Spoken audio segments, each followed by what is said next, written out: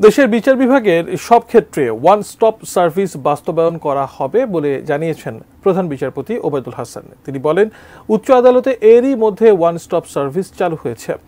আগে জামিন আদেশের কপি পেতে অনেক সময় ব্যয় হতো, এখন তা সাথে সাথেই আপলোড হয়।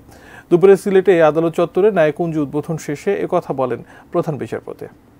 প্রার্থী মানুষের জন্য যদি কোনো ব্যবস্থা না থাকে, তাহলে সুবিচার ঘরে ঘরে পৌঁছে দেওয়ার যে অঙ্গীকার বঙ্গবন্ধু করেছিলেন, সেই অঙ্গীকার থেকে আমরা অনেক পিছিয়ে যাব।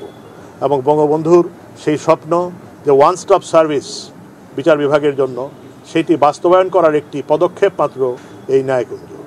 ন্যায়কুঞ্জ কিন্তু এখানে শুধু সাক্ষীরা বসবেন তাই নয়, বিচার প্রার্থী সকল মানুষই, যিনি একটি মামলার অ্যাকিউজড, তিনি যদি জামিনে থাকেন, তিনিও কিন্তু এখানে বসতে পারবেন, তাতে কোনো বাধা নেই।